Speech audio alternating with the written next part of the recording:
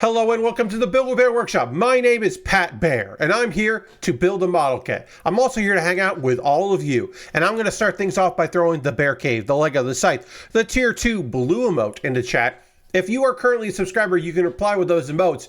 If you are not yet a subscriber, you can say hi, you can use other people's emotes, and if you feel like being a lurker, and all you want to do is lurk and you don't want to say anything, well, you can just do that. Vash is here. Welcome, Vash.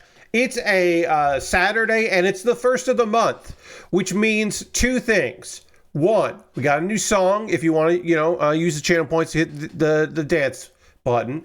And two, hey, Dirty, welcome. And Lastbrook is here too. And Dirty wants me to hit the dance button, so I'll hit that, and then I'll talk about the other thing that is because it's the first of the month. But here is the dance song for November. Oh yeah. Okay.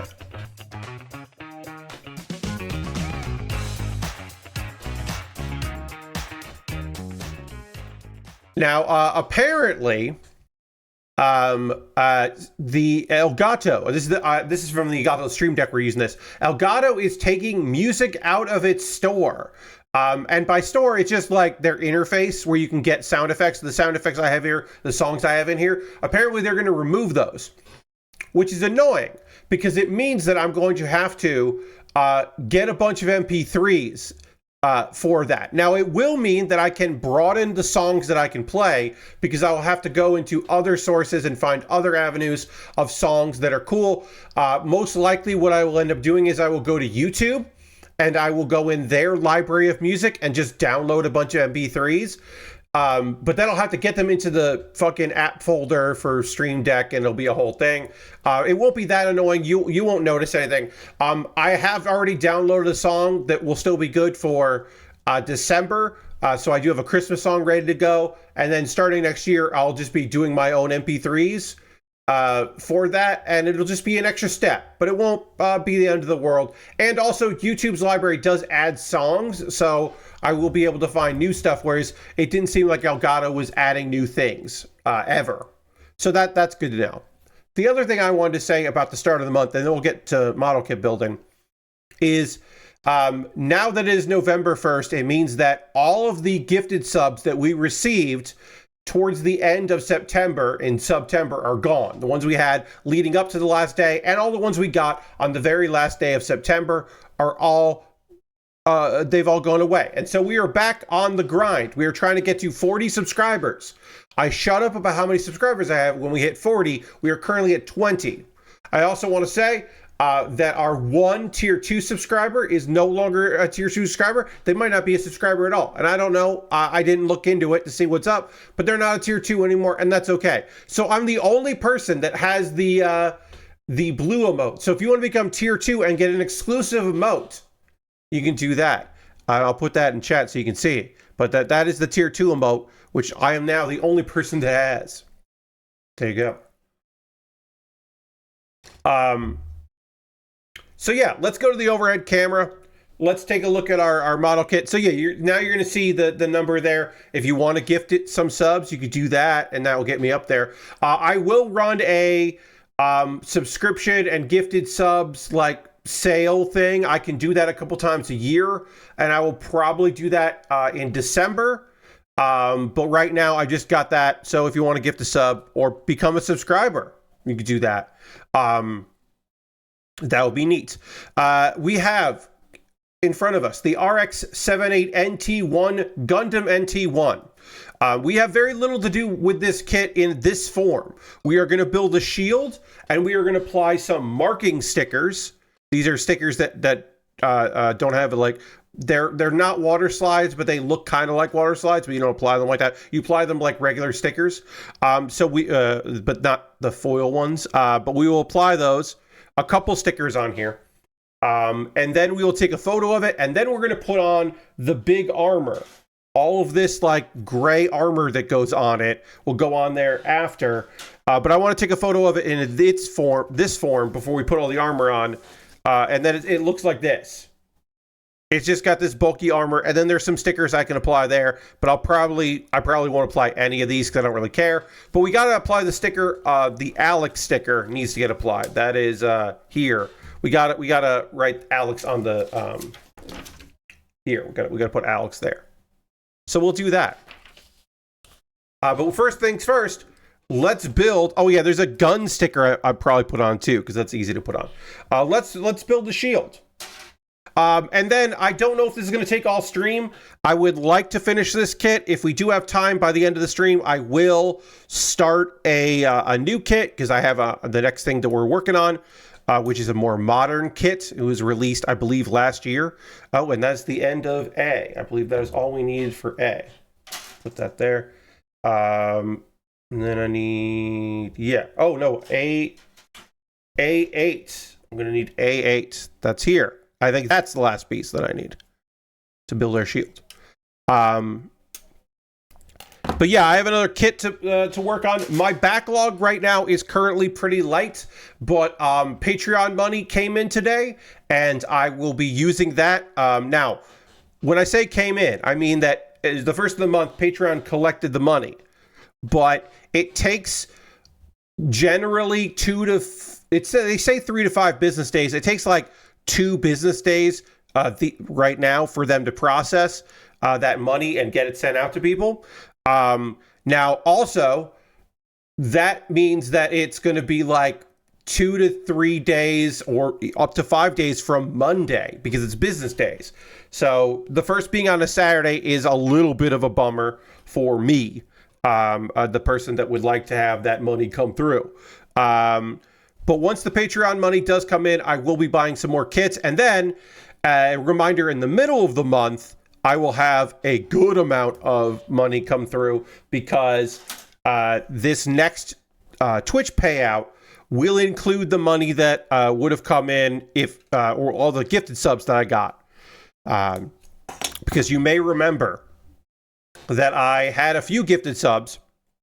And then Valorant had to chip in some subs because I was gifted subs because it was September. And then I got from Bunny Fiends, I got an insane amount of gifted subs. And then that caused Valorant to have to gift me even more subs. So I had like 280 something subscribers by the end of September or September, which is you probably understand. Wild. That's a wild amount of subs. So when that money comes through in the middle of November, I will be buying. I talked about this on Thursday. The plan is that I will be buying a lot of model kits that are reasonably priced and a few expensive Lego sets because otherwise I would never get those Lego sets. And they are things that I think would be cool to build. I have 2 Lego sets in mind, and I'll look around. I won't just get them on Amazon. I will shop around to see if they are cheaper in other locations. The goal is to get the Lego Super Mario, because that's a sub brand. Game Boy. I want the Game Boy. And the other thing that I would like to get is I would like to get the buggies, One Piece, the One Piece buggy Lego set. I'd like to get that as well. And so those 2 things are both pricey. There's a lot of pieces in each of them, but they're both pricey. But I'd like to get both of those. And then beyond that, I just want to buy a bunch of model kits. I just want to have a backlog of some kits. I'm going to be using Amazon, of course, but also I'll be looking for kits on sale because if I can combine shipping, since I have that I'll have that cash, I can combine shipping. So I'll be looking at USA Gundam Store and also Gundam Planet. Because if I buy a few things from Amazon, they'll come in the mail way faster than anything else because especially if USA Gundam Store has a sale, they tend to not process, they process in order, but they often have to wait until like Monday to start mailing things out or getting shipping labels printed and things packaged, of course. So if I get anything from USA Gundam Store or Gundam Planet, it'll take a little while, but I'll be looking for sales. I just want a backlog of stuff. I just want to have like a bunch of things. I also want some things from The latest Gundam series, right? There are things coming out. Some of those things aren't on Amazon yet, but they're in other stores.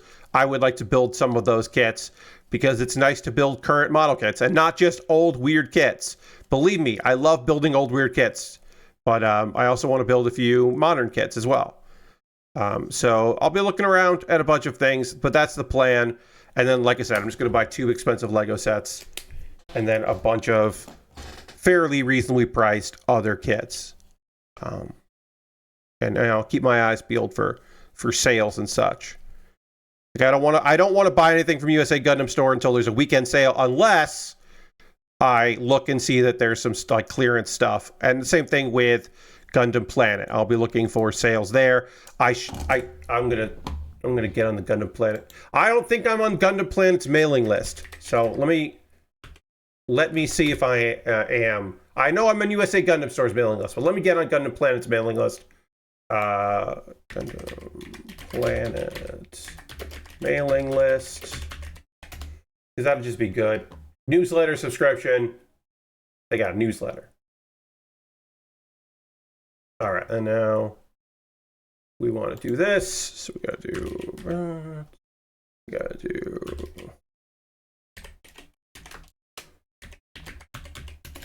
my email, which didn't autofill for some reason. All right, so I want model kits and Gunpla. Is what I'm looking for. Those are my product preferences. Great. Now I'm going to start getting newsletters from Gundam Planet. That's good to know about new releases, but also it's good to know because if there are sales, then sale codes and such like that, stuff like that, then I'll get those, and they'll make it easier for me to pick up some stuff so that I can have model kits till the end of the year. And then, of course, for December, I will have I have a Lego set to build on Christmas Day evening, of course. Which will be the next time that I have a special build. Because as always, folks, the only special builds I have really are if you buy something from my Amazon wish list or my Throne wish list or get me a gift card to USA Gundam Store, that takes priority over other builds. Otherwise, it's just what's in my backlog is what gets in there. Unless a Death Scythe comes out. As always, if I have a Death Scythe, I'm building a Death Scythe. Like as soon as I can. I don't expect there to be any new Death Scythes anytime soon, but if they ever make a Death Scythe real grade, I'll figure out. They did just do a wing real grade. Gundam wing, the wing Gundam, I should say. Just had a real grade. I believe that is the Wing Zero. Just had that come out. So if they do a Death Scythe real grade, I'm going to fucking buy that and build it as soon as I get it. That's the thing. All right. So let's apply a couple stickers here. We're going to apply marking stickers. Again, I mentioned that, but for those that weren't here when I mentioned, these stickers are very similar to the foil stickers, your traditional stickers. You can see this on these kind of stickers with the foil background. But they look similar to water slide decals, but they don't go on like water slides. All right, so I want, this has, in blue, I want to put the white sticker, and then in this area here, I want to put the caution sticker, and then above that is Alex. So let's do Alex first, because it's the biggest sticker. Sometimes it's hard for me to see where these stickers actually are, so I will just start poking around, trying to get the edge of it. Okay, there it is. So you can see that there is like, it's not clear. Like a water slide, you would just see the word, the name Alex in blue, but instead there is stuff going on here. There is a mark on it. So that goes there. So this goes anywhere into that line. And I don't have to be, perfect with it. And a place where there would be like a foil sticker, you would often see an indent in the plastic, and you're not going to get that with a marking sticker. So I am just going to use, there it is. I already got it out. I'm just going to put it down there. And does it look as clean as a water slide? No, but it'll set way faster. And if you really, really look at it, you can kind of see the outline, but on white, it really doesn't show up too. It actually looks pretty good on the off-white. All right, so then I need a one of these caution stickers, which if we fuck it up, we have a few of them because we're not going to use all of them.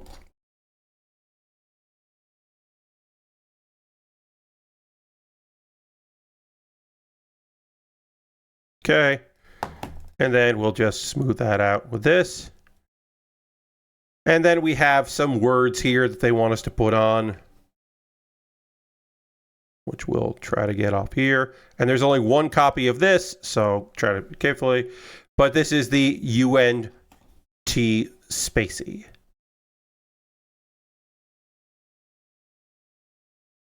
Oh. Yeah, so on the blue, it doesn't look as good. Well, we'll put that there. You can see, because you can see the marking sticker really clearly there, that it's not individual letters, that it's one sticker. I think that doesn't look as good on the blue, but looks fine on the off-white. And then we've got a sticker that needs to go on the gun, which is N. Let's see if we can find N here. I am going to use my phone because it's hard for me to see the letters on here. Whoop.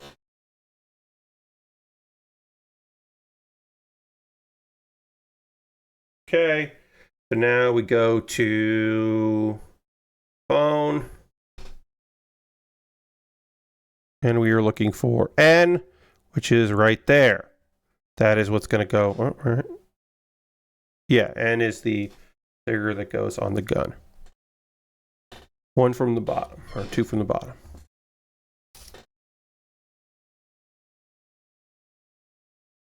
I am going to be getting I have an appointment scheduled for towards the middle of November to get my eyes checked, and then I will be starting to the process of ordering glasses. That has been a delayed thing, which I'm finally getting time to do.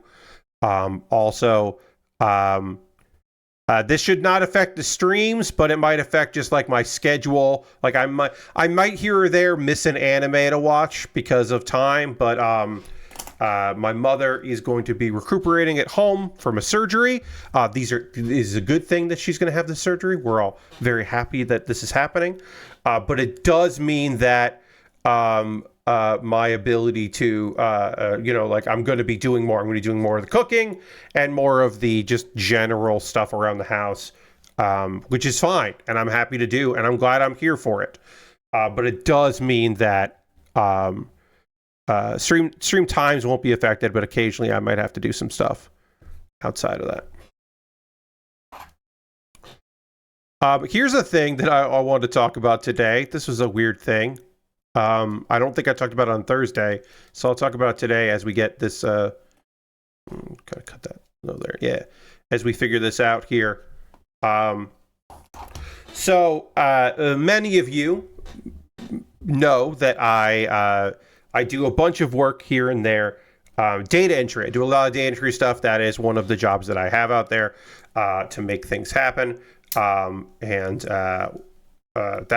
is a fine job that I'm not here to complain about in any way, shape, or form.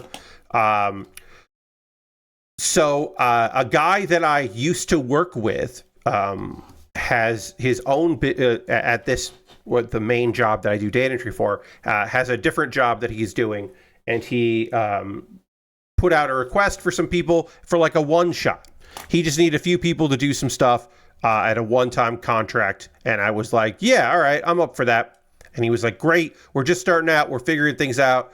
It's going to be X amount of dollars, and we're happy to pay you however you want. And I was like, great. Well, I mean, it's like I would prefer that you pay me. You send me PayPal, or you send me, you understand. I don't know why the shield doesn't want to click in here. But I was like, I'd rather you pay me PayPal, or you know, if you can't do direct deposit, which makes sense because I'm just like a one-time contractor, let's do PayPal. That'll be easy. We can just do that, and that'll work out just fine. Or I guess if you need to, and you have to write a check because that's how you're operating, your business is operating right now, then, you know, fine. You can send me a check, and that'll be fine. So they were like, great, we will be paying you via the mail.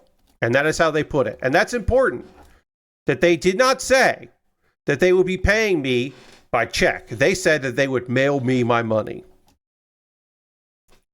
Because they did mail me my money. Cash. They did say they were going to round up. And I was like, oh, that's because like pennies? Because of what? I don't know why. What do you mean round up? They round up so they just had to send me one bill instead of a couple bills. But they sent me cash in the mail. So I said, hey, I was happy to work with you. If it comes up and you need more people on a contract basis, feel free to let me know. I would be happy to do this job again. Just so you know, in the future, I'm going to need to get paid by check or by PayPal or Venmo. Please do not mail me fucking cash. And they were like, oh, okay, no problem. I don't know why that happened, but they mailed me cash. I'm like, don't do that. Don't mail people cash. Now, for some folks, being mailed cash, that fucking rules. That's exactly what they want. But me, I don't know if you know this about me, but I don't go out that often anymore. I don't go places to do things much anymore. But I do have a lot of bills that I have to pay that are on the internet. So basically, if you give me cash, you are saying, here, Pat, go to your bank's ATM. Go inside your bank. Here you go. I just given you a chore. So not thrilled with getting cash. Would have preferred to have been given money on the internet. Then I could have just put that in my checking account to pay bills. All right. Let's take a photo of, this is the RX-78NT-1 Gundam NT-1 high grade, which has its gun there, and it's got its shield, and we're going to turn the shield so you can see the Alex on it. And then we're going to put the extra bonus armor on there, but we got to do this version first. And then we could do the armor. This gun does not stay how I want it to for photos, but whatever. Lastwork says, also just not terribly secure to do. Exactly. I mean, the nice thing, even if you send me a check, right? Because like you might be thinking to yourself, go Pat, you have to deposit a check, don't you? Yes. But my bank allows me to deposit checks via the app. Does it take a little longer? Like sometimes. But like, you can just do it through the app, and that to me makes way more fucking sense than the alternative, which is again going into a bank. Yes, but also as Lastwork says, yes, not particularly secure. Just like, I mean, like I said, they are a new business, they are a new entity. I assume they just paid people out of petty cash, but come on. What are we doing here? All right, so what we're doing here, you and I, or me, honestly, is I'm going to be adding a bunch of cool armor onto this. So we'll put the weapons aside.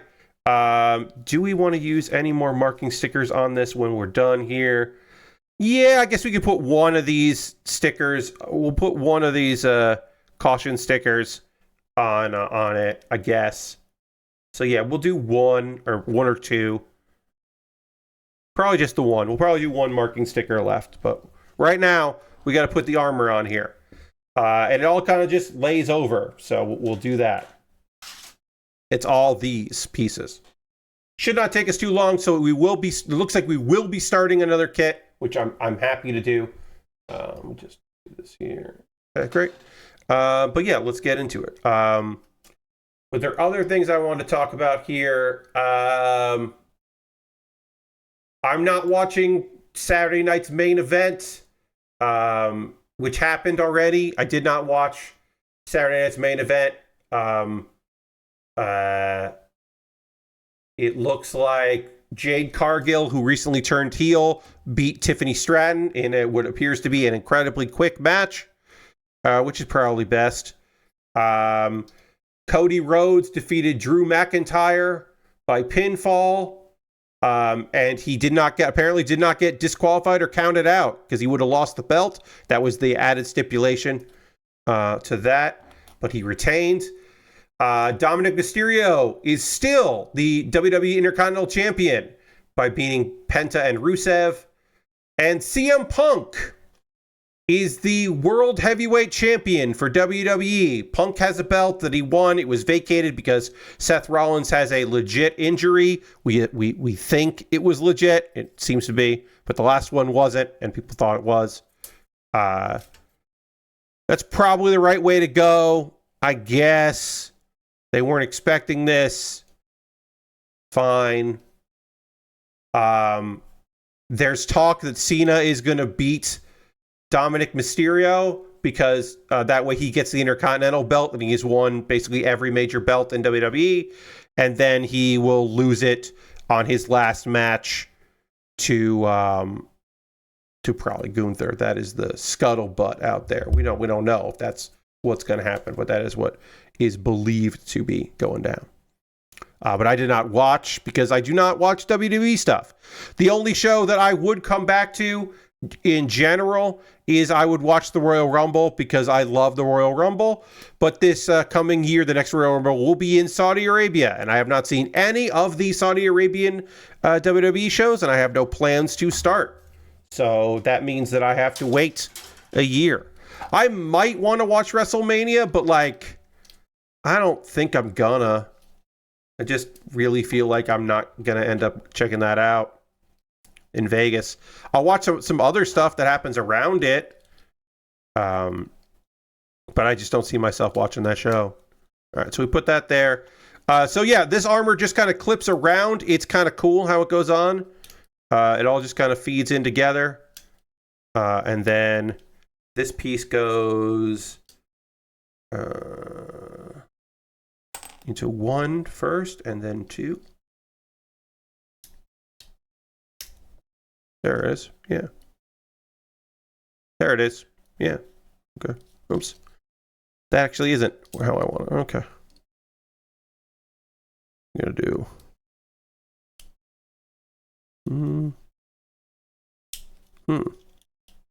Why doesn't this should just slot in nice and easy, and it's not sliding in nice and easy. That's annoying. But yeah, who knows? Things could change. If they put a world title on Sami Zayn, I will watch the match where he wins the world title. That's kind of where I'm at right now.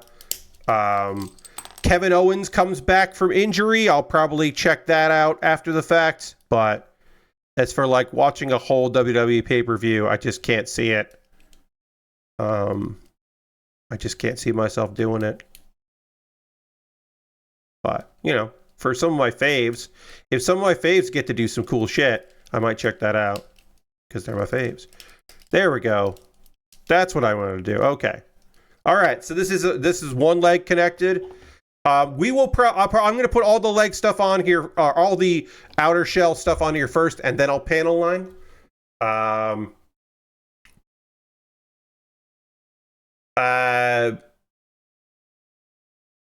One of the people that was sued. This is an updated, ongoing story here, continuous story that will probably keep going, but maybe will decrease once people start losing these lawsuits. But so, as you know, Nintendo does not like it when you make it possible for people to pirate their games, but they also don't like it when you stream or make videos about games that you clearly pirated before they come out. Now, not just that you've pirated those games, but that you're making content about their games that haven't released yet. They just fucking hate that shit. If you make videos about that or you stream that. And they sue people.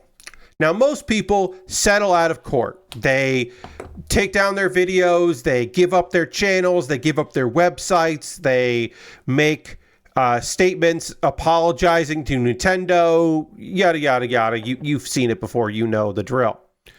But not everybody. Some people decide they're going to fight in court. They raise money from their followers. They have money. They get from other means. They perhaps use the money. In some cases, they use the money they made illicitly to fund their attempts to defend themselves. Perhaps. I'm not saying that's this case, but that certainly has happened. They do whatever. Jesse Kine was being sued by Nintendo, and they were looking for millions of dollars from him, over $1 million, I should say, because he had been streaming allegedly pirated copies of games ahead of their official release. And that's pretty easy to know because he was streaming games that hadn't been released yet, and he was not given codes by Nintendo. So, the company initially issued copyright strikes against his channel, and you may remember that he is the guy that best known for telling, laughing about it and sharing ways to pirate games. Now that lawsuit has come through, and he does not owe them over $1 million.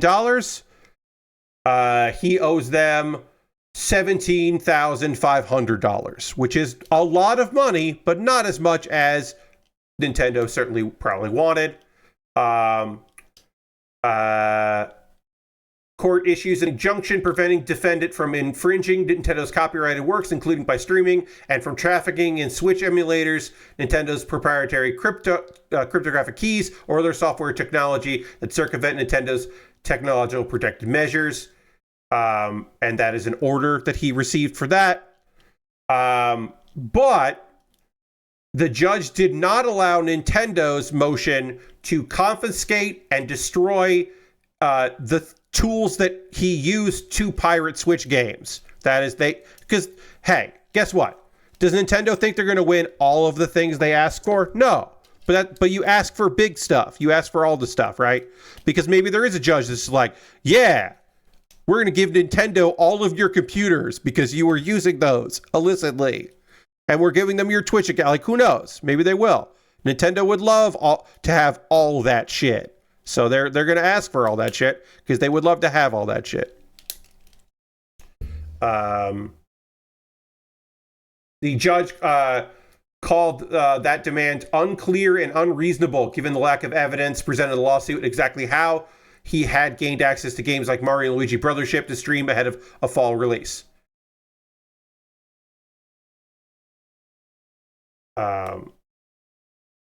And he did tweet the last year really dumb shit about it.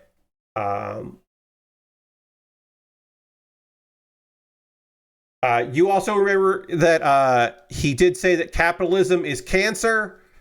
My channel is being deleted for sharing gameplay videos. Hey, Lord Crash said he always said that. Gameplay videos, this is your reward. And he was... he did not have a legal defense. Should make this clear. He didn't settle the lawsuit, but he did not defend himself at all in this case. And so it was just up to the judge. I don't know what his fucking end game was. I think it was that he was just... I think he might just be a dumbass. And again, make this clear, crystal clear if I can. I am not here standing Nintendo. I just think this guy is also a fucking dumbass.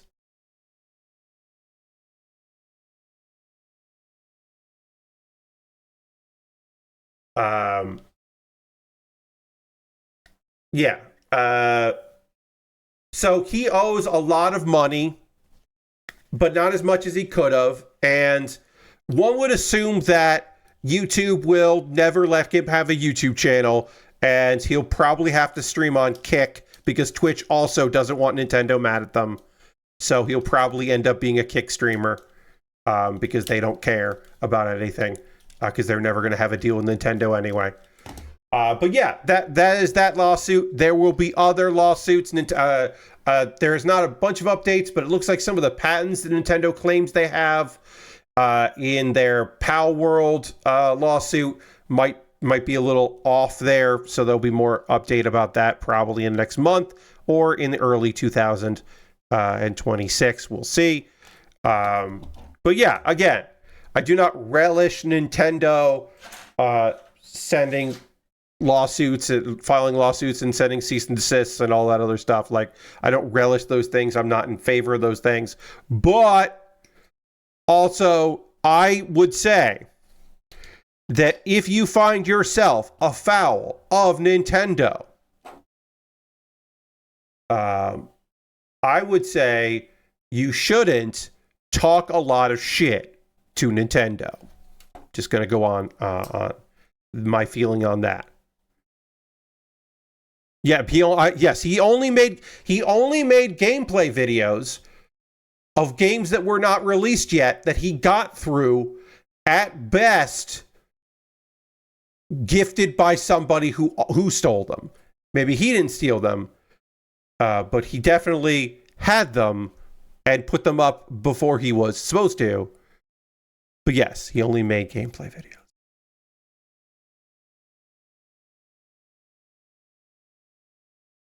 And that took a year. That was a year-long process.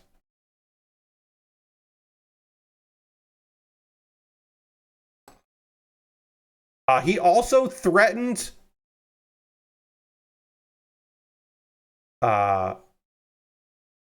he did also threaten the person that sent the lawyer that Nintendo had sent him the summons and complaint. So that's fun. He also claimed he runs the streets, which you never want to say, because if you do run the streets, you know not to talk about running the streets. And if you don't run the streets often get mad if you run your mouth about running the streets. So I would say that was another pretty big blunder on his part, was to claim that he runs the streets. Same rule as Fight Club, indeed. The real people that run the streets don't talk about running the streets because they're busy running the streets. That's just how it is. All right, so this is C14, which goes on this side. C13 goes on this side. We are getting our armor together, and then, like I said, once we're done with this, we'll panel line it, and then we'll add some stickers, and it'll look cool as hell. So this is got to go like this. Yeah, it goes in like that. So yeah, update on that. They don't need to brag about their power because it's obvious. Yes. But also, telling Nintendo that, like, hey, I run the streets, Nintendo, is just like one of those things you're like, who are you postulating for? What do you do? What are you thinking here? Also, very clear that particular person does not have people in their lives that care about them. Right? Like, that's to me, right? Like, anytime someone says, well, I'm going to see them in court, I'm taking Nintendo to court, that means you do not have people in your life who care enough about you to go, what? No, dude, settle as soon as you settle. They're offering you a settlement. You should settle. Don't go to court against Nintendo. What do you mean? What? No, dude. You got to lay low and fucking dodge this. What do you mean? Well, no, get out. No, dude. Yeah, you need that. You need people in your life that will be like, wait, what?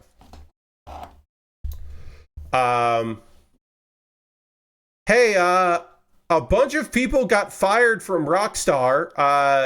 We're looking for we don't know the exact number, from their UK offices as well as their Canadian offices.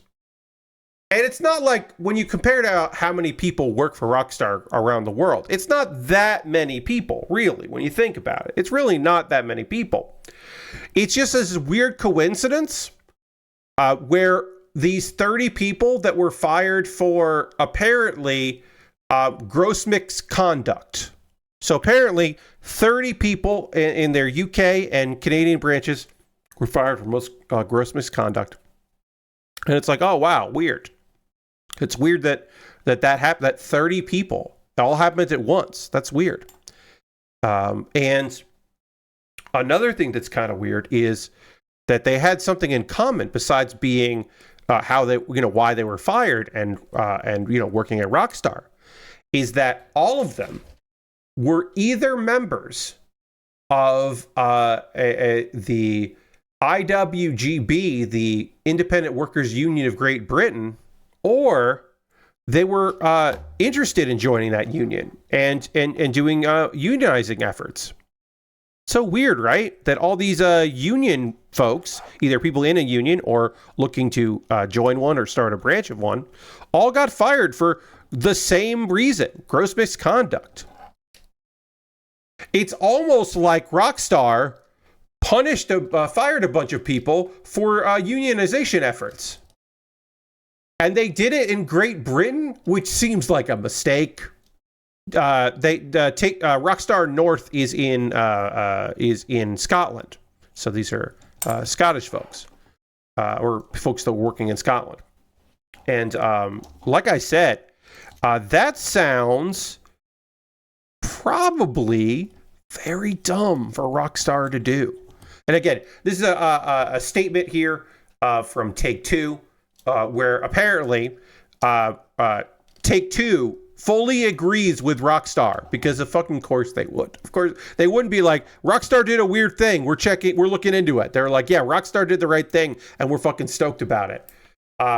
They have a PR statement about their being known for kindness and all that, even though every Rockstar game comes with months and months of crunch, and is a well-known thing. But sure, yeah. They're all known for being the fucking coolest, and everybody loves them. They're cool and chill, and everybody's like fucking stoked about it, I guess.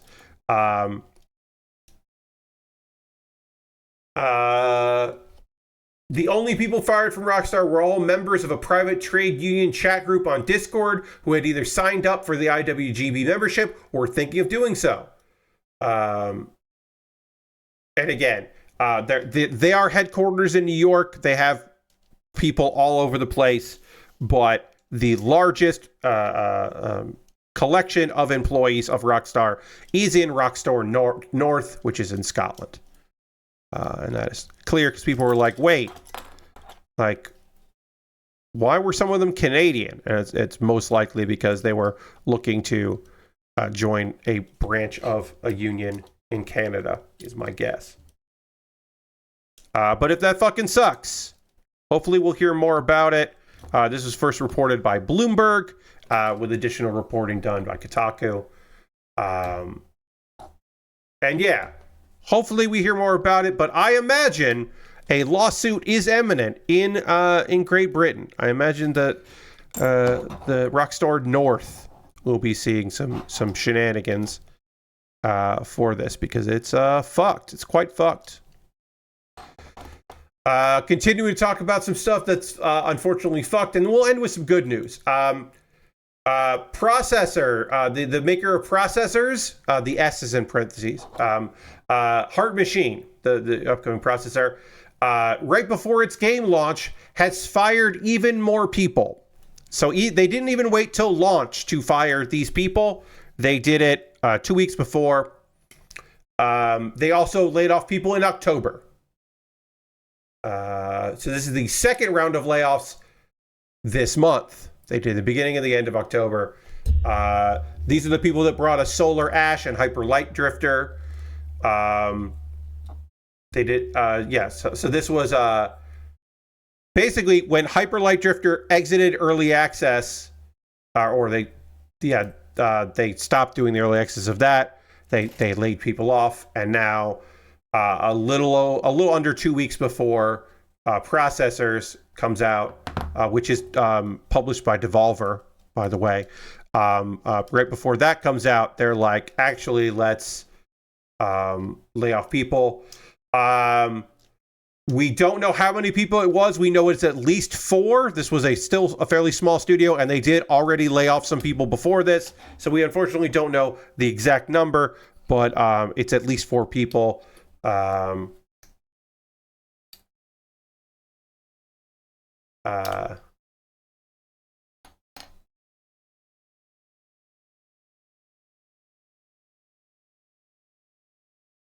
see.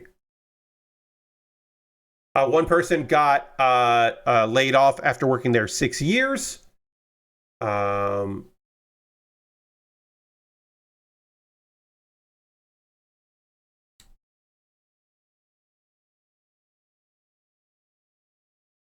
there was a post about the layoffs where, hey, I don't think they think their studio is surviving this game after this game comes out. This was a statement by a developer there. By the time Processors comes out on November 11th, I don't know if anyone who worked on the game will even be at the company anymore. That's game dev, which is fucked. That was a developer who's still there. Oh no, sorry. They originally, it seemed like that this was like not an official statement, but a statement from someone that worked there. But then it turns out that is someone who was also laid off, who still had access to posting on their accounts. That was like, yeah, I'm going to talk about how I don't think anyone that works here is still going to be here when this is all over, which is fucked. And this is, we mentioned this is the second round of layoffs in October. They also had layoffs earlier in the year. And they had layoffs. Yeah, no, sorry. The end of 2024, they had layoffs. And they thought that the full launch of Hyper Light Breaker would bounce them back, and it didn't. Which sucks.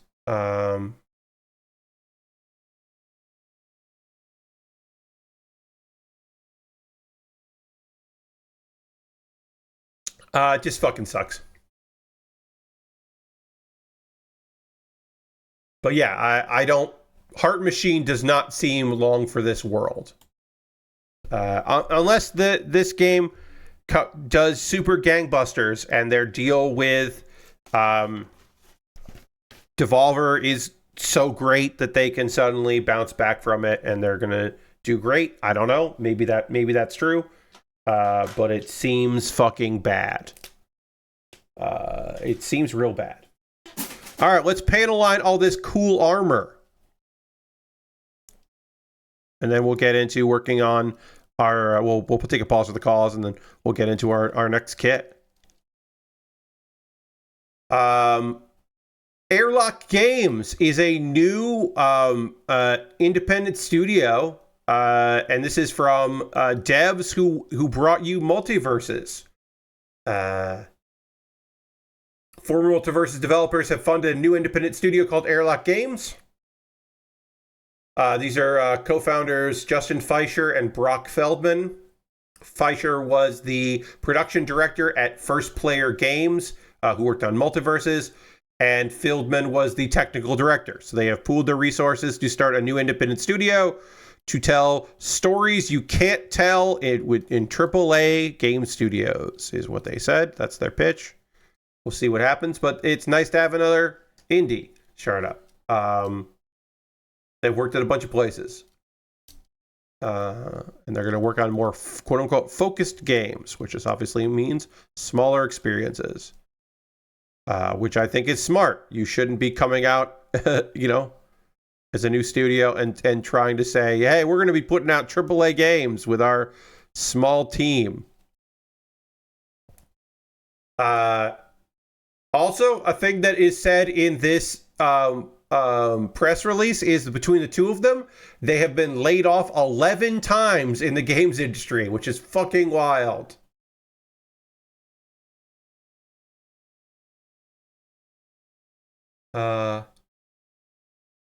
This is wild.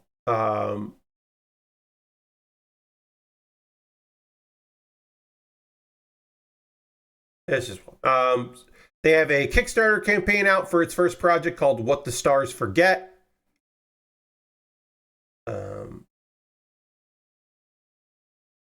Yeah, so good for them. Good luck to them. There is also a new studio that has been developed called Panic Stations, which I think might be a mistake to put Panic in your name, because the press releases, or the stories just write themselves. If you are in need of, if you're doing anything, you can just be like, "Oh, Panic at the Panic Stations." Feels like it maybe was a bad call, but whatever. And they're part of a collective called Skeleton Crew. This is a group of former developers that worked on Fall Guys. And this is a UK studio that is planning on building co-op multiplayer titles. They are part of Skeleton Crew, which is a cohort of video game companies united by shared values, is what they say. That happened earlier this year. Panic Station, the first member of Skeleton Crew to officially take flight. Founding teams include Paul Croft, Josh Terrett, and a few other names that I don't recognize. I do recognize some of those. But yeah, apparently these are people that left once Epic Games bought the people that made Fall Guys, because Epic did that, and I did forget that Epic bought Mediatonic, who made Fall Guys. So these folks apparently cashed out when that happened, and now they're doing their own thing. And a few of those people are apparently part of the workforce that got laid off by Epic a couple years ago. So, because of course they had to lay off those people.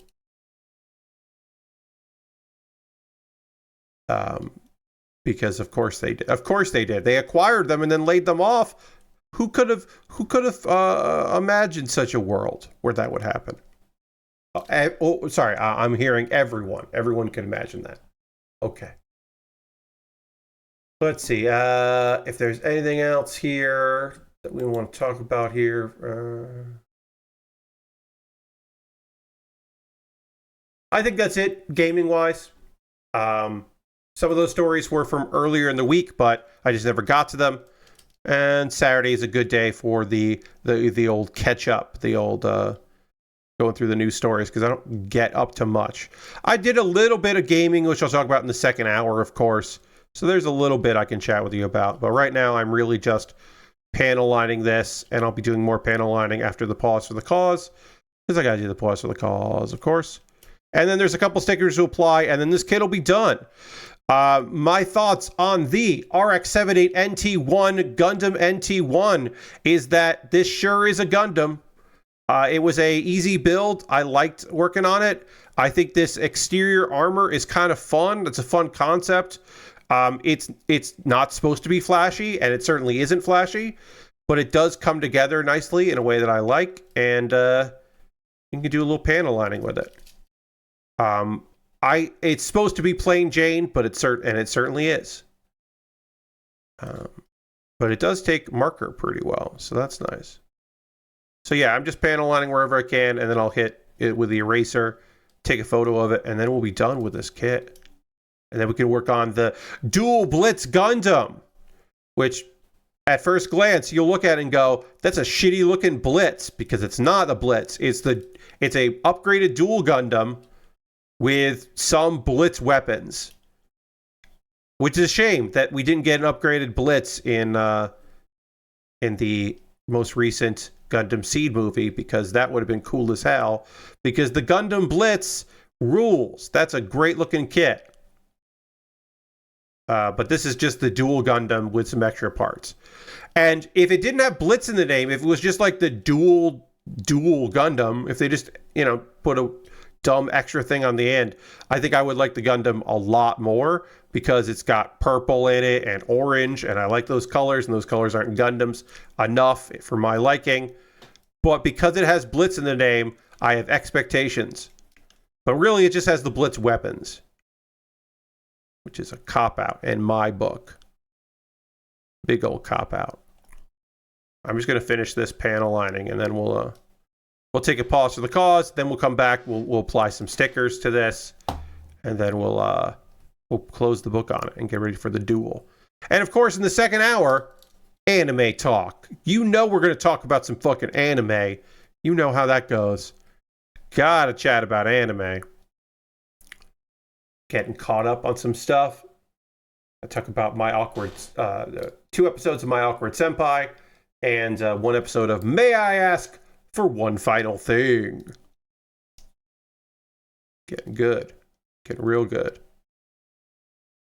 Happy to see a few friends are watching that show and enjoying it. And I was like, oh, cool. Yeah, it's good. All right, let me erase this. Then we'll take our pause for the cause. Get the eraser. Where are you? Ooh, here it is. There it is. Boop, boop, boop, boop, boop, boop. Clean this all up. Silly thing here. Do that. Because you can't put the shield on when you got this armor on. I think we've done a version of the NT before that had this armor, but it wasn't this particular exact kit. But we've done the NT armor, or this extra armor on another kit. But I think it was a master grade. I can't remember exactly what it was. I can get this stuff on here. This is part of our dual Gundam here, so we can get that together. Put that there, and put those there, and put these here, and put these there. Trick that over. Yeah, all right. All ready for that. All right, and we will apply a couple more of these marking stickers in a moment, and then we'll get into the next kit. Now is the part of the stream where I want to talk to you. That's right, you, the people watching. I'm going to talk to you about ways that you can support what I do here. Everything I'm about to talk to you is optional. You're under no obligation to do any of these things. But if you would like to, I mean, that would be great. We'd really appreciate it. First things first, if you're currently a subscriber to the Build with Bear Workshop, you can throw the Bear Cave, the Lego, the Scythe, the Tier 2 Blue emote in chat. Being a subscriber is the easiest way to support what I do here. I missed an emote. Let me put the Bear emote, Lego emote in there. Being a subscriber is the easiest way to support what I do here through Cash Money or your Prime Gaming token. If you have Amazon Prime, you get that token. You can use that token to support somebody like you would Cash Money. And if you want to support me, your friend Pat, well, that would be great. I would love that. That would be awesome. You could also gift a sub, and you could be the top of the gift sub leaderboard. We are currently at 20 subscribers. The goal is to double that. That's right. I want to get to 40 subscribers. And the easiest way to do that is with your participation. If you want to gift a sub, you want to become a subscriber, you want to, you could do that kind of thing if you wanted to. It would be great if you wanted to do that. It would be pretty awesome. So consider jumping in there and getting in on that action if you wanted to. We would love to have you. Also, bits and coins always appreciated. If you want to cheer and you want to top the cheerleader board, you could do that. There are other ways to support what I do here financially, like going to my Patreon at patreon.com/PatBear. Over on my Patreon, there's a $1, $3, $5, and $10 tier, and there are different rewards for different tiers. My $10 patrons voted on what kit I'll be working on next. My $5 and $10 patrons get to see videos the day before they go out. My $3 and $5 and $10 tier patrons get to vote on what I do the second Tuesday of every month. We'll be playing Jackbox Party Pack 11 next Tuesday, but the following Tuesday, my patrons will decide. And my $1 patrons really just support me by giving me $1 every month, which it fucking rules, and I'm so grateful for them. And they get messages from me about my schedule, and occasionally reminders about special events and stuff like that. They don't get a lot. And also, my Q&A videos. Did I do a Q&A video for October? No, I didn't. Did I remember until right now that I didn't do a Q&A video over the weekend? No, I didn't. I fucking forgot to do an October Q&A video. October for me was kind of fucking rough. But literally saying it out loud reminded me that I was going to do one on Friday, and I fucking didn't. I didn't send an email out asking people for questions, and I didn't do one. I do have one question that came in during the month, so I'm now writing myself a note that says, hey, fucker, that's for me, make a Q&A video tomorrow. I was going to do it yesterday, and so for the second time ever, and unfortunately, the third time ever, and the second time this year, I have missed my deadline for my Q&A. But anyway, having said all that, if you want to join my Patreon, that would be great. I've got a YouTube channel, of course. You can subscribe for free on my YouTube, and I would love for you to do that. And over on my YouTube channel, you can, of course, become a member. And for just $2 a month, you get my Wednesday videos on Tuesday. And I don't forget to do that, so you can watch those. Jesus. I'm just all over the place here. Those are all monthly ways to support me. If you want to throw $1 or $2 in a tip jar, you can go to my Ko-Fi or my PayPal and make a direct donation. And everything I make through direct donations like that, through YouTube, which includes AdSense, so watching my videos helps me out, through Patreon and through Twitch, all goes into a fund. And from that fund, I buy model kits and Lego sets. This kit that I'm working on tonight, that I'm finishing up here, I was able to purchase because of your past generosity. Past you helped out future or present me. And if you want to help out future me, you could subscribe or join the Patreon or become a member on YouTube. Any of those things, that would be great, and we would love that. Let's see, is there anything else that I want to say about that? I don't know if there's anything else I want to say about that. I mentioned that I have a backlog that's a little low, and I'll be adding some stuff to it. If you would like to pick what I build next, you can buy something from my Amazon wish list, and it will jump the queue and be the next thing I work on. And I'll even make a dedicated YouTube video about the thing that you purchased.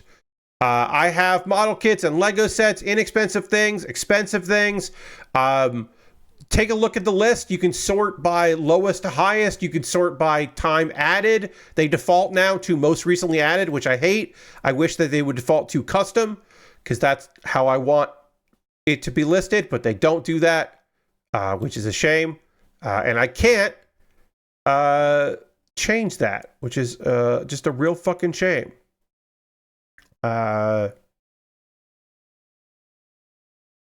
It's very fucking frustrating that I can't set that, so it's always custom. Anyway, I got model kits and Lego sets, inexpensive things, expensive things, all kinds of different things and things. If you see something on this list that you would like to see me build on stream, feel free to pick that up, and then I will endeavor to make it as soon as possible to make it happen. Because, like I said, if you are doing me the solid of buying something for me to build, the least I can do is build it as soon as possible. And I've got some stuff set aside that I will be picking up at some point to build soon. So keep that in mind. Let's see. Amazon wish list, blah, blah, blah. My alternative to Amazon is I have a wish list on Patreon. Not Patreon, sorry, Throne. It's nice to have alternatives to Amazon. If you would like to buy something from me off my Throne wish list, you can do that as well. Hey, we're in November. We're getting to the holiday season. And then, of course, you can, at any time you would like, buy a gift card to USA Gundam Store. If you want to support me in the weirdest way possible, you go to USA Gundam Store. You buy a gift card there. They will send me, they will send you a gift card code in your email. And then you can send me a whisper on Twitch, or a DM on Twitter or Blue Sky or Mastodon with that gift card code, and then I will use that gift card code to buy something from USA Gundam Store. And you could even make a suggestion like, hey, they've got this kit from G-Quux. You should buy this kit from G-Quux that is on USA Gundam Store that isn't on Amazon yet, or is really expensive on Amazon for no apparent reason. And I'll go, oh, you know what? Yeah, all right.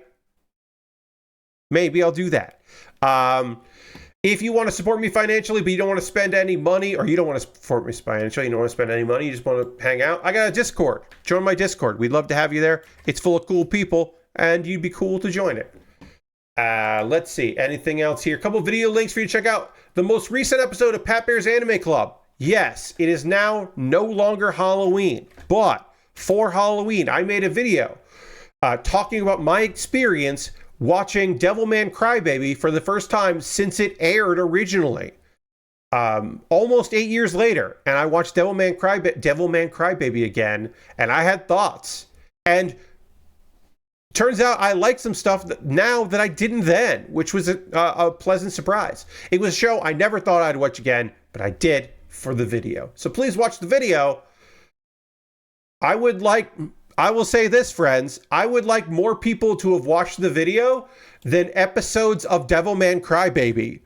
I'm going to check right now to see if we have broken the 10 view mark. For whatever reason, this video has done nothing. It did not, I don't think it got pushed out to people that have liked other videos of mine, is my guess.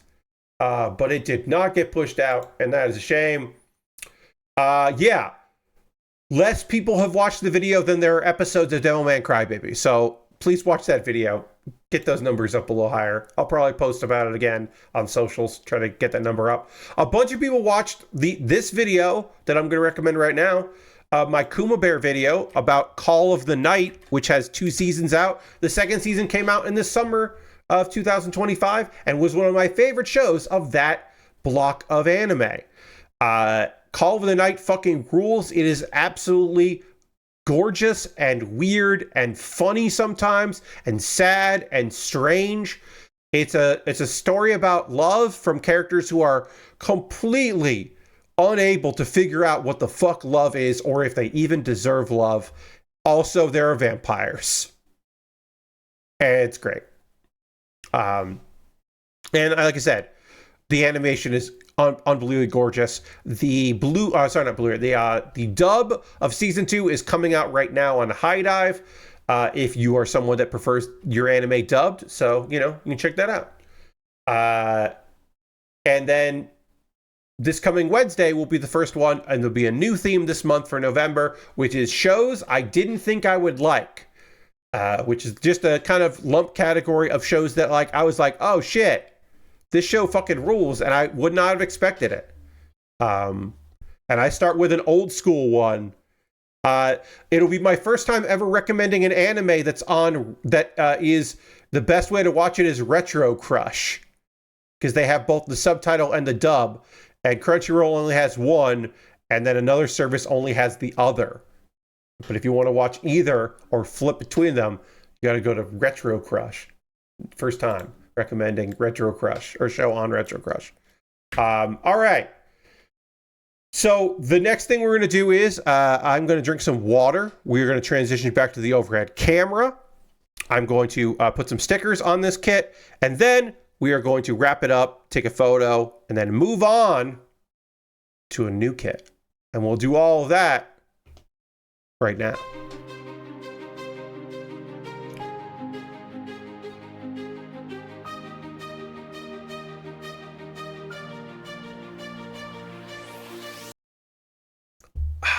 All right. Oops, I have the wrong names. Hold on. I did not update. Turns out I did not update Nightbot, so I'm going to put these in here, just regular freehand. We're talking about May I Ask for One Final Thing and my Awkward Senpai. Yano-kun's Ordinary Days and a Gathering Adventure. This guy, the things we talked about on Thursday. I apologize. I didn't update Nightbot properly. I will endeavor to not mess up that again. But like I said, I'm a little off this week. This month, I will say I'm a little fucking off. All right. We're going to put some stickers on this kit, and then we will call it a build here. So we're going to put a little one on here. This will even be a little sticker. It's got a big ass.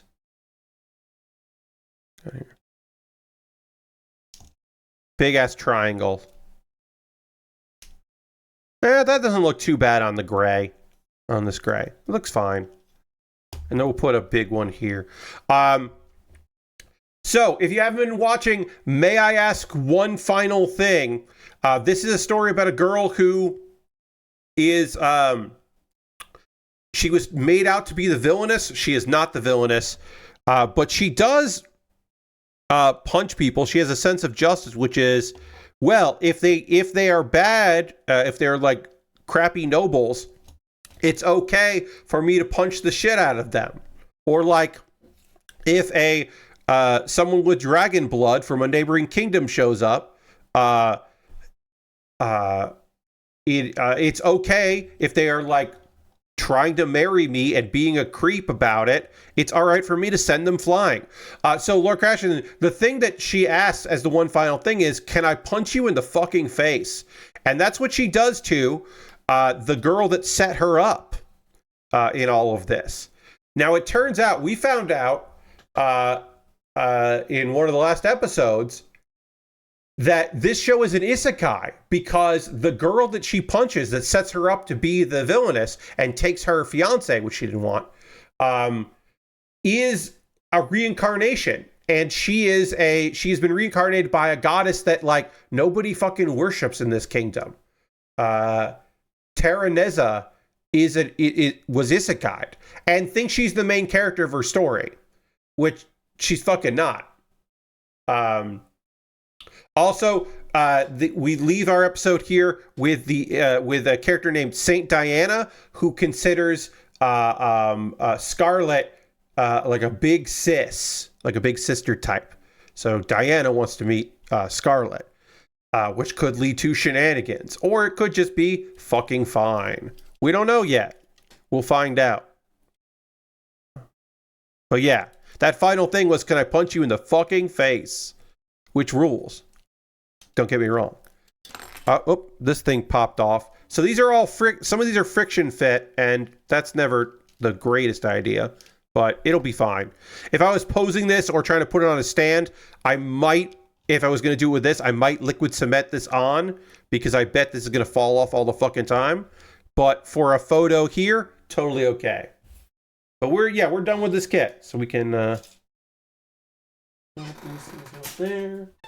Throw that over there, and then we can take a photo here, and then move on.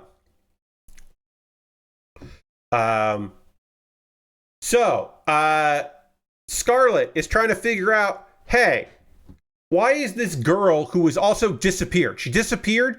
Clearly, she murdered the guy that she was working with to take over the kingdom, and she has disappeared. And of course, Scarlet doesn't know that Terraneza is a reincarnation, and that she wants to kill our character and have the goddess that supports her take over and all this other stuff. She doesn't know any of that shit. She just knows someone's messing with her, and she's just like, whatever. I should probably... Also, I guess I got to meet this Diana woman who's coming during a pilgrimage. And Leonardo, the Crown Prince, who... Julius Crown Prince and Leonardo, the brother, are like, all right, well, sure.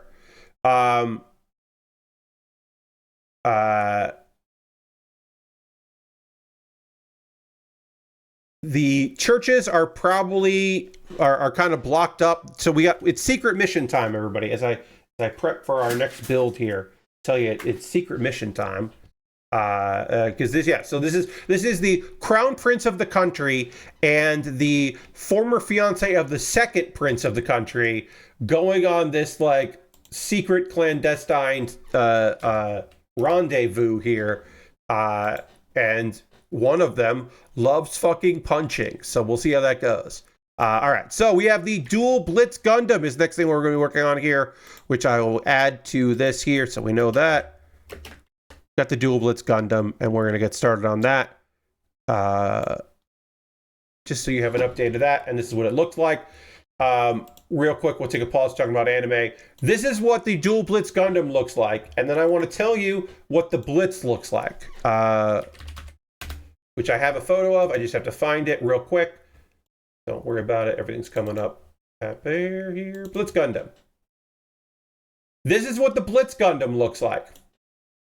Now, the Blitz Gundam, if you're unaware, is Seed's version of the Death Scythe, right? It's got stealth capabilities. It's got like cool auxiliary weapons. It's got purple and red and black as its primary colors. It's got Death Scythe without the Scythe vibes. It's got cool weapons, and it's neat. It's a neat looking kit. This is the Dual Blitz, which just basically has the weapon from the Blitz. It's got the weapons from the Blitz, and that's it. It's just the Dual Gundam with some extra shit on it. And I should have gotten a photo of the Dual Gundam. Let me see.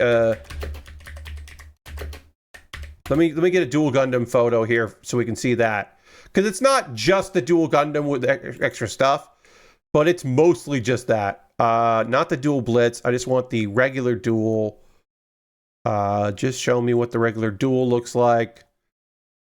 Well, look, the Dual Assault. I guess we could look at that.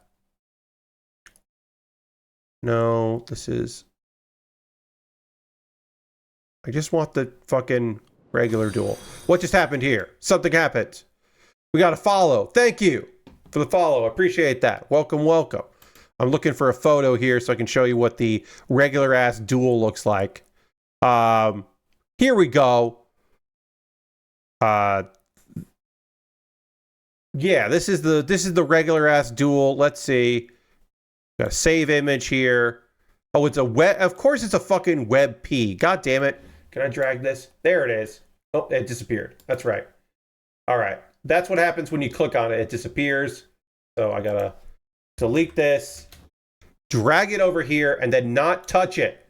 But oh, it went away again. What the fuck? Fuck you. Is it just timed? One more.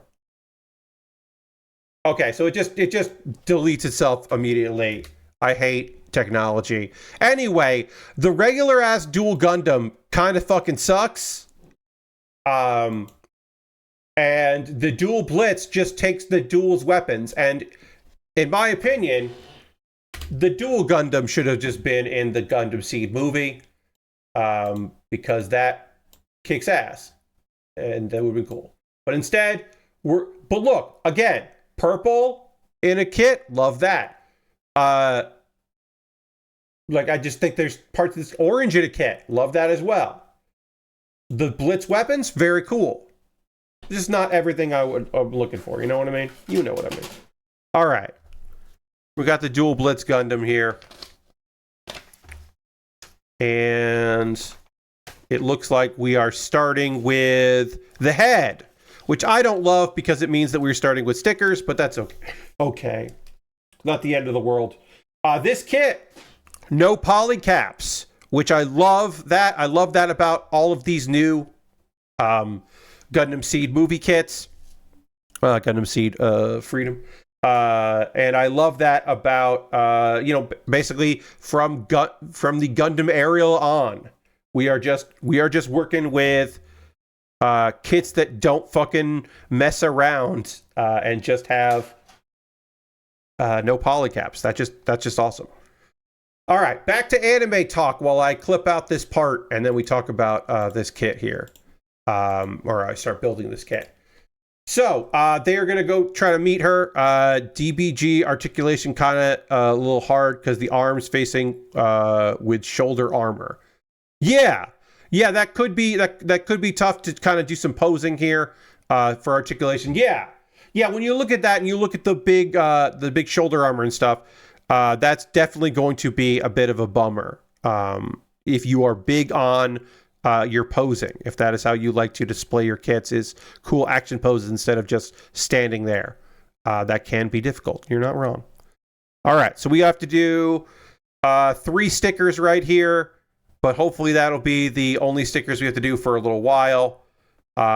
Look, do I hate doing stickers? Not really. I just don't like doing stickers in the second hour of my stream where I'm a little eepy. I'm a little eepy. By the time I get around to this, my focus is a little bad. Now we are putting green stickers on clear green plastic. So like, sure, we'll do that. We'll do what you want me to do here, but like, okay. But we'll definitely get the eye stickers on right. That's important. Now, some people would say you should wait for the head to be completed and then do the eye stickers because you can trim the eye stickers down and that way they look better. And I don't disagree with that, but, we'll follow instructions. We'll do as they recommend. All right, so in our anime world here,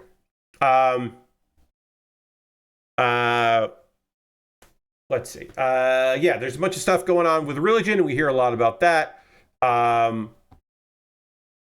There is a wall, the wall of impurity. That is because these churches are feuding, and Julius believes that actually the wall is because there are crimes being committed in one of the kingdoms, the kingdom of Sargon, and this is an attempt to hide those crimes. The gates have been sealed, and Jarmov, the Inquisitor, which is I paused the screen. I had forgotten this from the manga because I have read this manga. I paused it when I got to that name because I had forgotten that name. I completely forgotten the name. Jarmov, the Inquisitor, is like, hey, you can't come through here. So then Scarlet is just like, how about I make it so we can? And she gets permission, so she destroys the gates with her punching ability, and it's pretty rad. It's a good little scene. And then Jarmov is not just there to be mad, he's also there to fight. So he starts fighting with Scarlet with his big mace, which is a cool weapon. You don't see it a lot in anime fights. Apparently he got that mace from Palmia, the goddess that hates our girl Scarlet for reasons we don't know right now. But she does. She is an enemy of this goddess. So that mace is a present for the goddess. But he's still no match for her, and she punches him clear into the air, and he fucking disappears. And she realizes, hey, he had an amulet, just like Godwin, the guy that got murdered previously.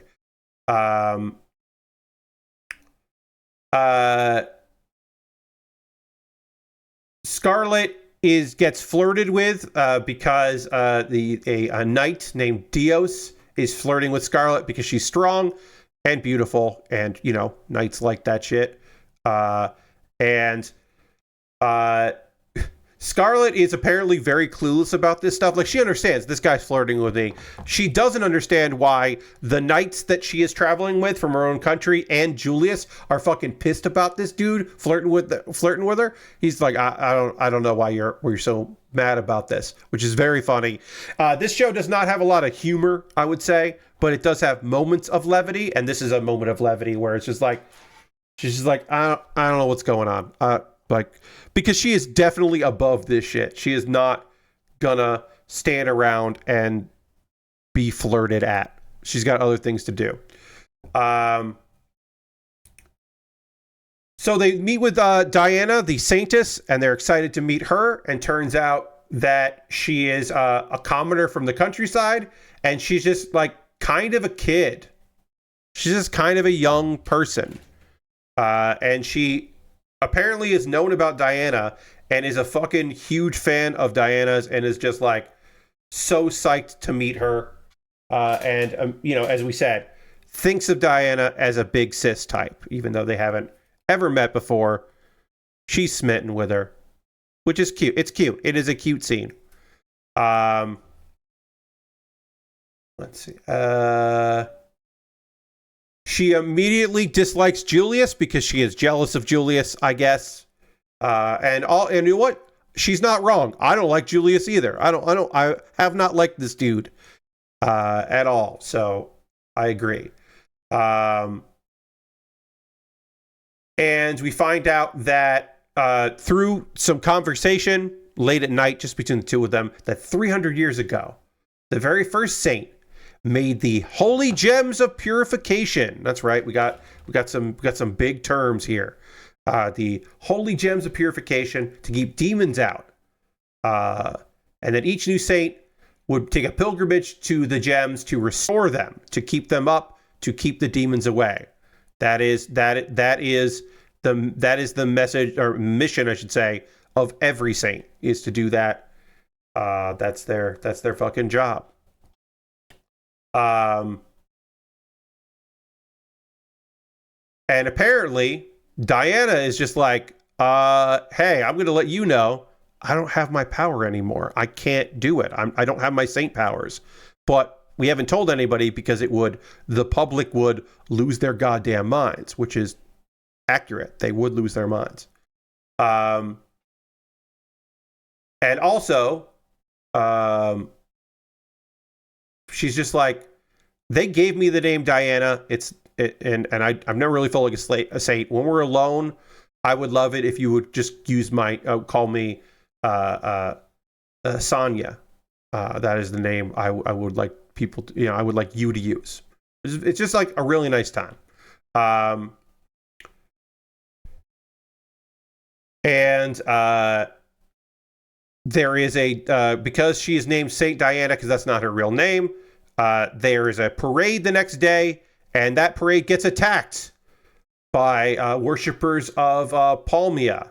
And then Scarlet is trying to find out what happened, and then along the way, she sees a statue of Palmia, and she breaks that shit apart and takes its spear, because she doesn't have a weapon handy, so she uses a stone spear from that statue, because she's not a fan of Palmia anyway. And that is the end of that episode. So, we had some lore dumps here, but also we did get some action. It wasn't just purely lore. There was a little bit else, and we're learning more about what's going on. I had kind of forgotten about Diana because it's been a while since I read the early chapters of the manga. Currently, the manga is in a internal conflict between brothers, but there is in another kingdom, but there is sinister stuff going on behind the scenes, and it's a whole thing, and they're demons. And then we gotten some backstory about how our girl got so good at fighting, which feel kind of unnecessary, but sure. And there's also a dragon kid that's cute and fun. Overall, the story continues to be pretty fucking great. I enjoy it.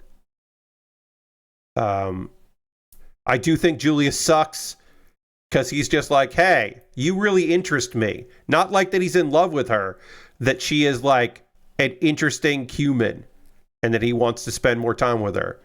And so she's just like, what? She was expecting like him to profess or ask for an engagement to strengthen the country, but he was just like, hey, you seem fucking weird. I love that.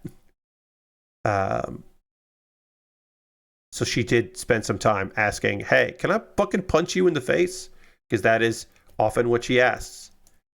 All right, this is not coming together. Something is weird. I'm doing something wrong, probably. So I'm going to try to get this lined up right. This side slides in fine. The other side doesn't. My guess is that I have something wrong here. That's my guess, is that I don't have this lined up right or put together right. So I'm going to try to get that. And again, I don't want to force things, because that's how you break stuff. They should all slide together properly. So often when they aren't, it is user error. Occasionally, especially some old kits, like, yeah, it's on them. They weren't lined up right. That, a piece of plastic got warped over the years. Like, that kind of thing happens now and again. But this kit is not old. And so the fact that this is not clipping together properly is most likely, assuredly, my fucking fault. So what we can do is we can just take everything apart and put it all back together here. And luckily, everything came apart nice and easy. All right, so this piece has to go in here first. Get the beard in. Okay, that goes in. And then this goes in next. So we get the eyes in.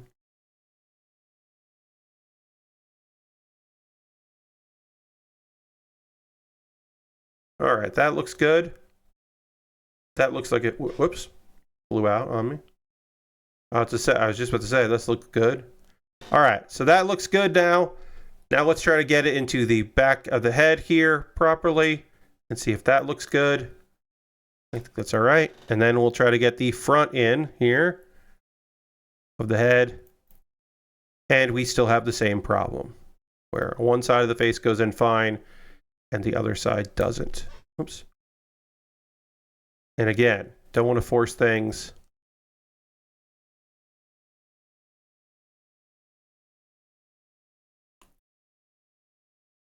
Nope. Just doesn't want to.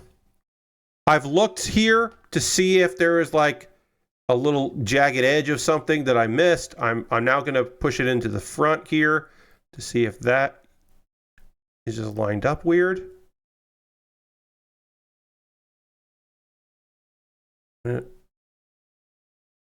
I will say the face isn't lined up perfect here. But I can't see anything that's wrong. It just is wrong.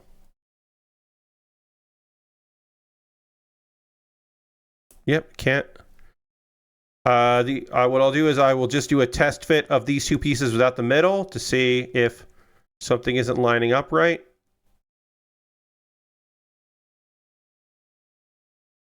And obviously those pieces go together just fine. These look fine without it, so.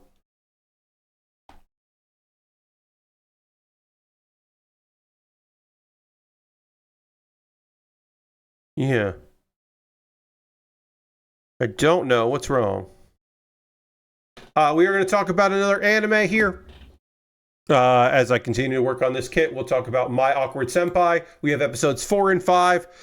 This is a story about a girl, a woman, who is considered like icy and people don't really get along with her. And it's not because she wants to be that way. She's just incredibly socially awkward and she hides behind being a professional. But then for the first time, she has a kohai. She has a new junior at the company, and she is trying to be a good senpai with silly results, very silly results. So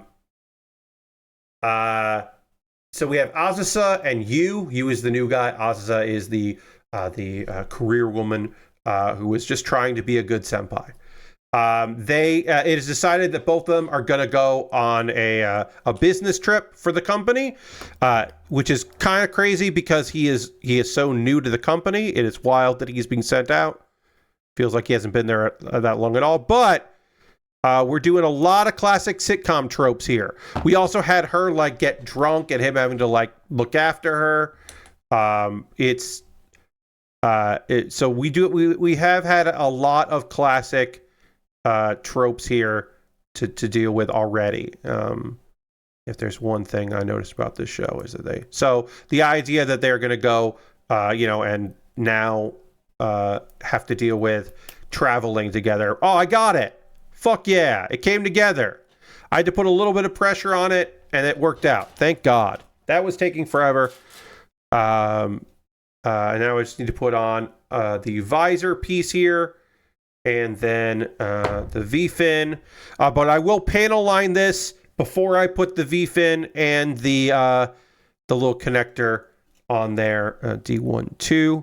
Our first bit of orange on this, which will... Where are you? D1, 2. There's 3. Oh, there it is. It's very tiny. So before I put this tiny piece on, I'm going to panel line it. And we will use gray here because this is the lightest color on the kit. So we'll use gray on that. And then some darker colors, we'll use the brighter. And you're saying, Pat, are you putting a visor on this kit despite the fact that we put... the stickers on? Well, it doesn't cover the entire face. There's a little bit of face left. You can see the eyes through it. But yeah, I'm going to panel line this first, and then we'll move in there. But we're going to use the gray because this is off-white. It's a light gray. Anyway, anime stuff. So they're in Okinawa for a sunscreen company's photo shoot, and it is they're on the beach. Azusa wears a swimsuit, and Yu is doing this for two reasons. The Yu does a thing. On the one hand, he is definitely jealous that the director of the shoot is just blatantly and openly flirting with Azusa. Now, he is doing that because she seems uncomfortable with it, but he's also doing it because he's like looking out for his, his fellow employee, and maybe a little bit more than that. But, he's also worried that she might be upset with him for blatantly interrupting and ruining the vibes on this flirtation. There's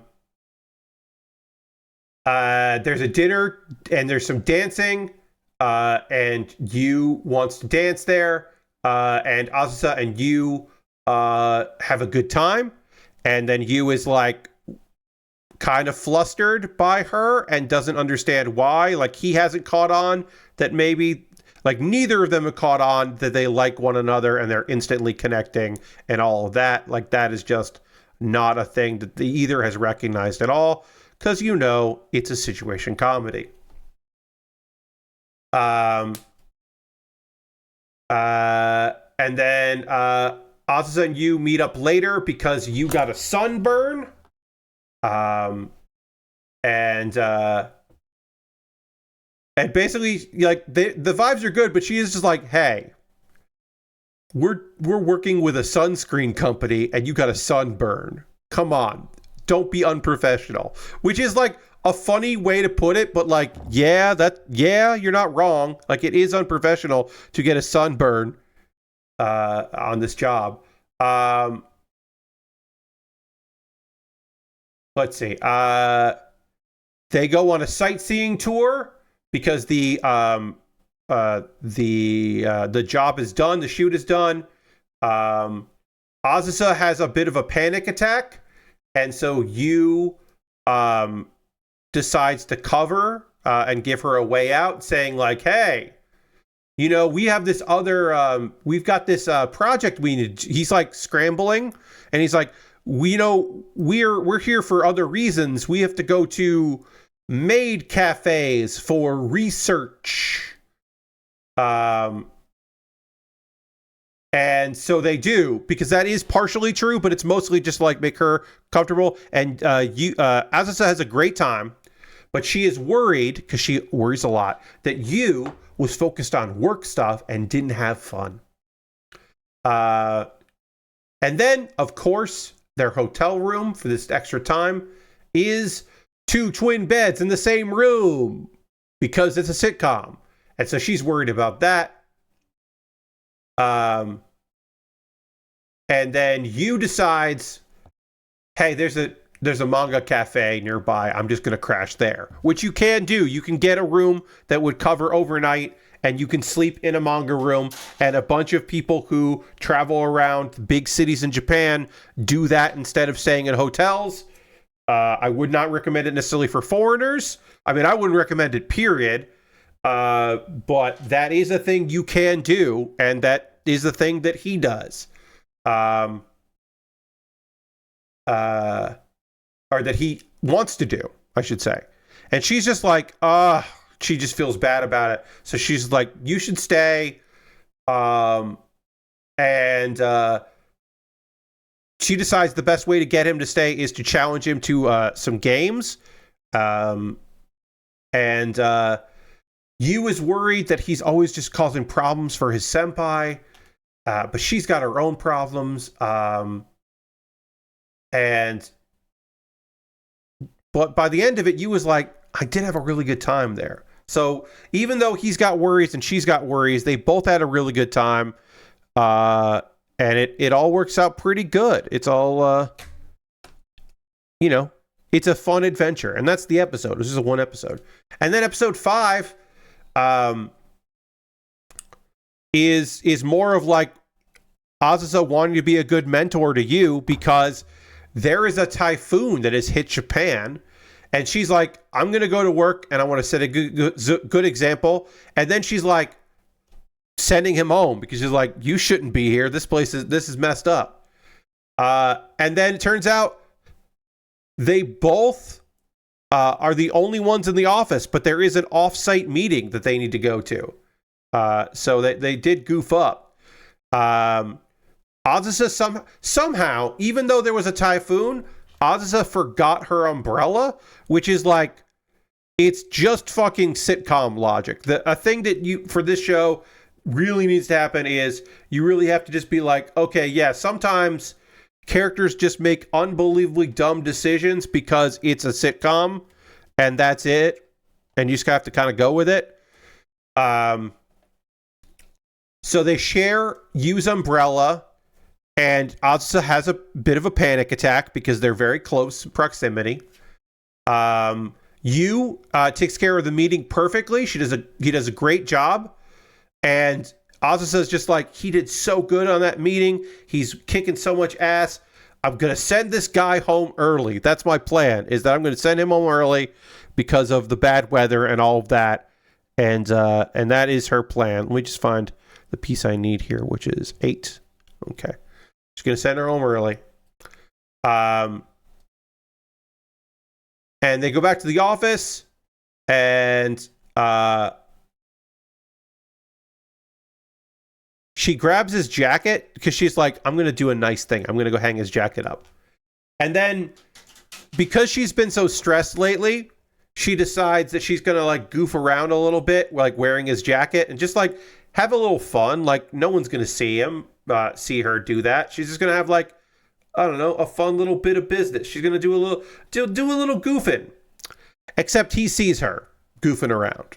He clearly, easily sees her goofing it up. But she doesn't know that.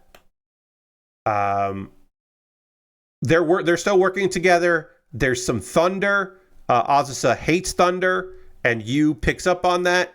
And so he starts to try to distract her a bit. And then Azusa makes her big play. She's like, okay, all you need to do is go collect data from the sales team, and then you can just go home. And then Yu ends up meeting his friend who's in the sales force. They got hired around the same time, who needs Yu's help. So it looks like he is not going to get his opportunity to go home early because he's going to go help a friend. Sorry, I have to get this. Let me try to get this right here. Nope, I did it wrong. Doing it wrong.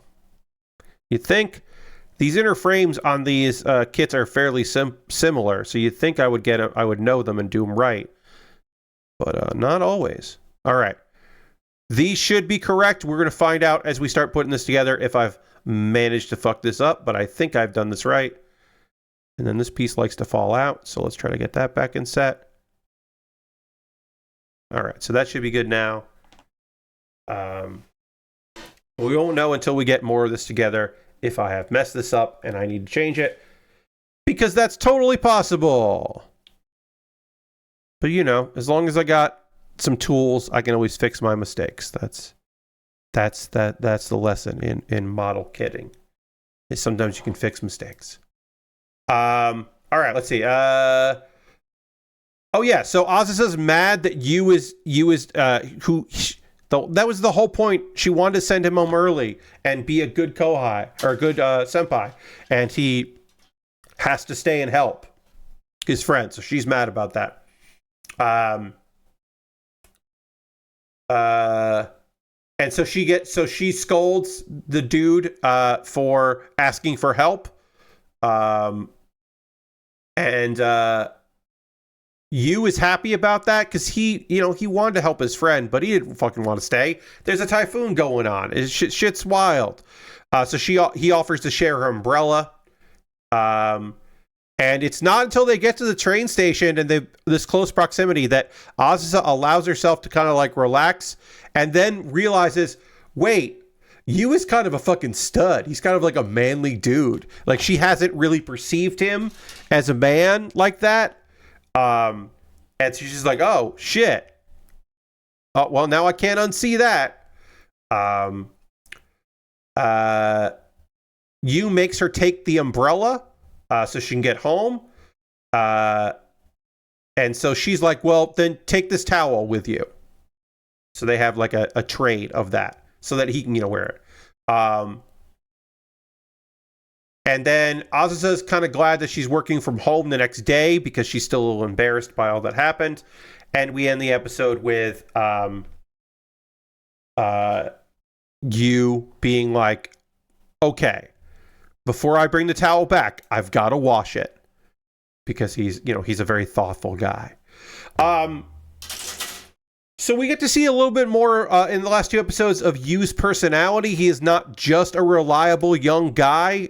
He's got some stuff going on, and that's good because these shows occasionally focus, like we know so much about Azusa and her inner monologue and her inner workings, and we don't really know a lot about Yu, but we're getting a little bit more about Yu, which is good.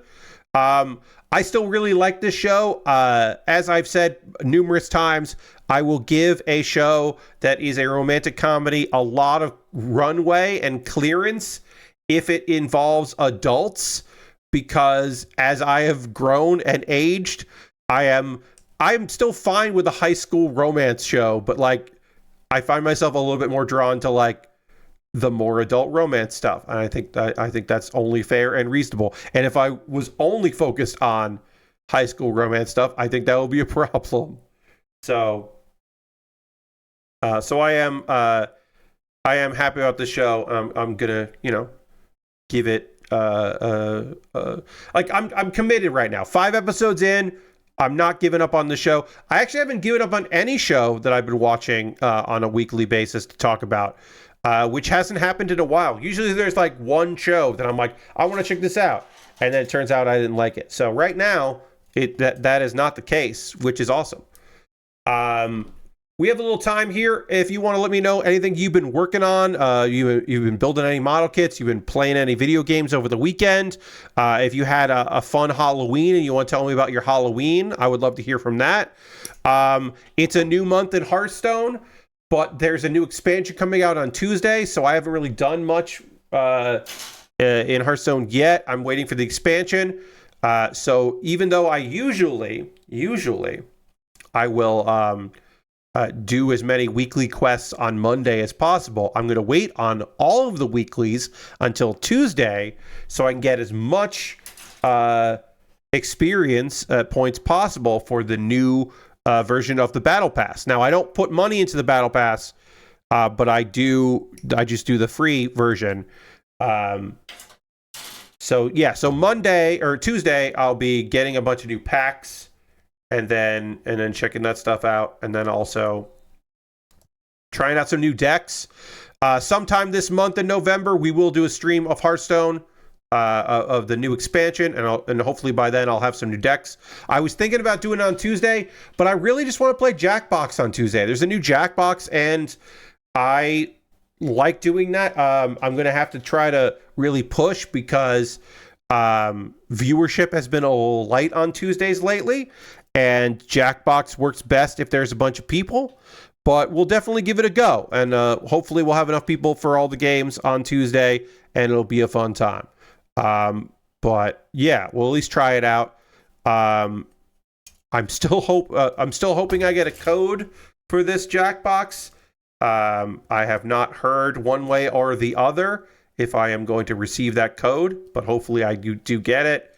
And if I don't end up with a code, it's not the end of the world. I'll buy the game next week, but I'm still waiting to hear if that's going to happen. Gunpla Yoko, created by Gundboy, is what Rhea says in chat. Okay. Wait, is this the right piece here? Yeah. Why are you not clipping in anywhere though? What did I do wrong? When in doubt, doubt yourself completely and see like, hey, why is this not coming together the way it needs to? What did I do wrong here? I think I put this piece in wrong. That's probably one thing I did wrong, was this piece. Okay, so that goes in like that. And then this goes in underneath it and over it. That. Okay. And now this should fit in right. But yeah, if anybody's been building any kits or playing any video games or doing anything fun for Halloween, let me know. We got a couple minutes left in chat, but we're almost done with the stream here. Guess I gotta get out of here and watch some wrestling. I watched some wrestling last night. That was my big Halloween, was Friday night, watching some wrestling with some friends. We watch all at the same time, and we talk about it. It's fun. It's a good time to hang out with friends about some shared interest. And then we were watching a Halloween-themed like movie, non-horror, but like it was like a public access, or no, it was a news channel around Halloween. So it was a bunch of sketches, which was cool. But the person that was streaming that out to us had their power go out in their neighborhood due to weather. And so we are going to watch the rest of that another time, which is a shame. But it was pretty funny. It was a little sketch comedy, like vignettes video that I thought was pretty great. I can't get this piece to slide in right. So I might wait and try this again on Monday. Lord Crash says, I got that Lego Game Boy kit for $10. So I'm looking forward to build that at some point. Oh, that's right. The kit that someone has to turn, explain it, Lord Crashington. $10 off. Okay. I thought you got the add-on that someone was working on. Okay. You got it for $10 off. I was going to say, I knew you didn't get the Game Boy for $10. So I was like, what do you mean? You meant that you got $10 off of it. Okay. That's cool. Well, good luck. I definitely want that kit, so I'm going to get it. All right. So this piece isn't coming together, which I'm going to worry about this piece on Monday. That's a Monday problem. That's future Pat has that problem. Current Pat doesn't have to think about that shit at all. Current Pat is just going to not worry about any of this and deal with it all on Monday, because I'm a little frazzled right now. But that is going to do it for tonight's stream. I hope you had a good time. I hope you had fun here on the old channel. I hope you come back on Monday for more model kit assembly. I hope you have a great rest of your weekend. I hope you pick up some candy on discount. I hope you are not inundated with too much stuff for Christmas already. But obviously, 'tis the season for it, so it's fucking coming. And there is, unfortunately, no escape. But I hope you have a good time out there. We are going to raid. That is how we end every stream around here. We're going to go find someone doing cool stuff and go hang out with them for a bit. And who is streaming right now? Let's see. Giant Bomb Forever is doing their thing. Oh, you know what? Actually, no. Giant Bomb Forever is always there, and we appreciate them. We're going to raid Games Done Quick, because GDQ, Games Done Quick, is doing Games Done Queer, which is doing a fundraiser all this weekend, and right now they're playing or Deltarune. Either they are about to play Deltarune or they just finished playing Deltarune. I don't know. But they are doing, Games Done Queer all weekend long, so let's go support them. And as you might imagine, the Games Done Queer chat is superior to all other Games Done Quick chat. So we'll go hang out there. Even it's just a good time. I want to thank you so much for being here. I hope you have a great rest of your weekend. I hope you come back on Monday for model kit building and conversation. I'll talk to you soon. Goodbye, everybody. Goodbye, goodbye, goodbye, goodbye, goodbye, goodbye.